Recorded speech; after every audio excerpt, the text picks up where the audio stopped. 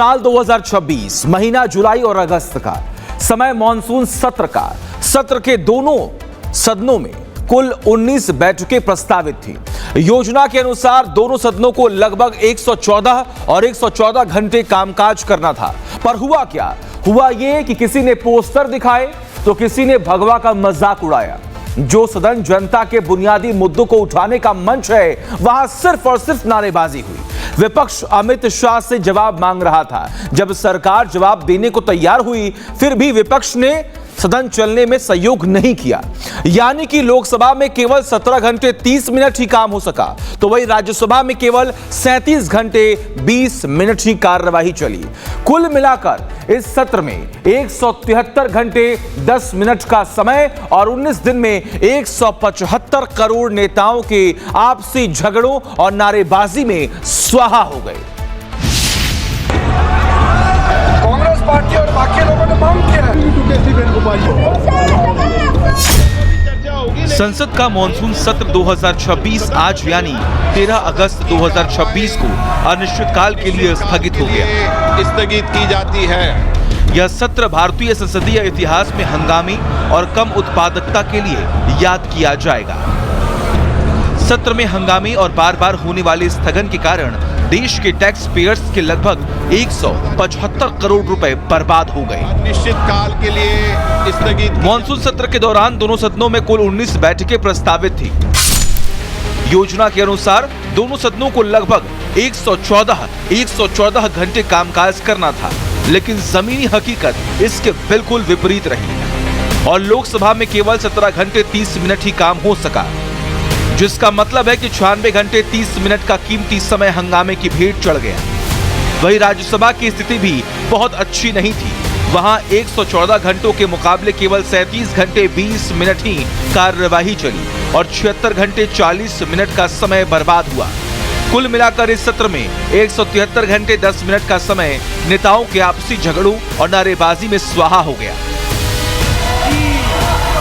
पूरे सत्र के दौरान बहस के बजाय हंगामा अधिक हुआ। कभी चढ़ावा चोरी, कभी दान पात्र, कभी भगवा वेशभूषा, कभी जंतर मंतर पर छात्रों का प्रदर्शन और उन पर हुआ लाठीचार्ज का मुद्दा, कभी एफसीआरए बिल जैसे मुद्दों पर विपक्ष ने सरकार को घेरने की कोशिश की। हंगामे के कारण सदन की कार्यवाही लगभग हर दिन दोपहर 12 बजे, फिर 2 बजे और कई बार शाम 5 बजे तक के लिए स्थगित करनी पड़ी। स्थगित की जाती है। सबसे अधिक चर्चा एंटी चीटिंग बिल पर हुई, जिस पर लोकसभा में 10 घंटे 55 मिनट और राज्यसभा में 6 घंटे 39 मिनट यानी कुल 17 घंटे 34 मिनट बहस हुई। लोकसभा के स्थगन के बाद सरकार की तरफ से संसदीय कार्य मंत्री किरेन रिजिजू ने मोर्चा संभाला। उन्होंने डंके की चोट पर विपक्ष को इसके लिए जिम्मेदार ठहराया। ऑपोजिशन सरकार से जवाब मांगता है और सरकार जवाब देना ही होता है पार्लियामेंट के अंदर में। तो पहली बार ये दृश्य देखने को मिला कि सरकार खुद कह रहे हैं कि हम डिस्कशन चाहते हैं और ऑपोजिशन बहाना बना करके डिस्कशन से भाग रहे हैं। तो ये लोकतंत्र के लिए, विशेष करके संसदीय लोकतंत्र के लिए ठीक नहीं। पिछले 19 दिनों से विपक्षी सांसदों का रूटीन बन चुका था। उठो, संसद आओ, हंगामा करो और फिर घर जाकर सो जाओ।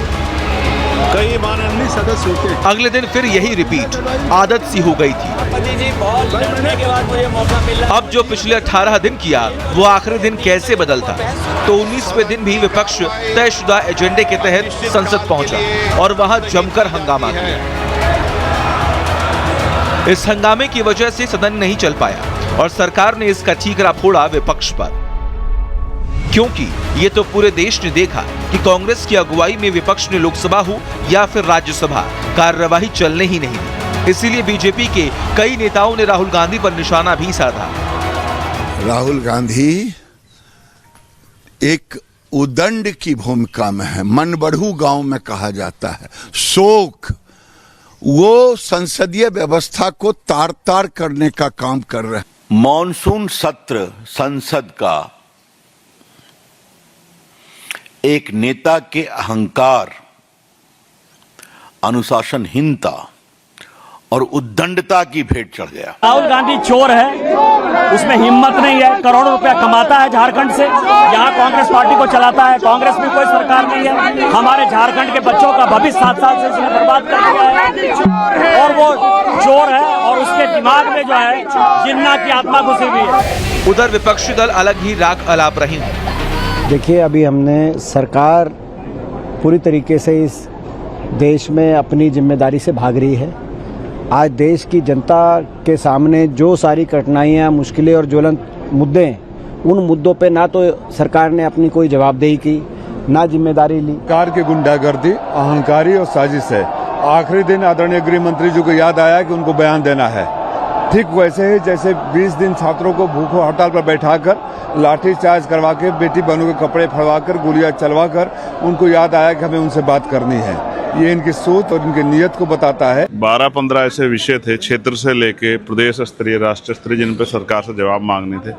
नहीं चला तो तकलीफ है, लेकिन कोशिश करेंगे कि जो यहाँ नहीं कर पाए, क्योंकि बहुत कोशिश की बोलने की, तो जो यहाँ नहीं बोल पाए वो सड़कों पर जाके बोलेंगे, हम लोग की आवाज उठाएंगे। संसद का ये मॉनसून सत्र अब खत्म हो चुका है, लेकिन पीछे छूट गया है एक बड़ा सवाल। क्या संसद हंगामे का अखाड़ा बनेगी या फिर जनता के सवालों पर गंभीर बहस का मंच? क्योंकि लोकतंत्र में विरोध जरूरी है, लेकिन विरोध का मकसद अगर चर्चा को रोकना बन जाए तो नुकसान सिर्फ सरकार या विपक्ष का नहीं, पूरे देश का होता है। Bureau report, Republic Bharat.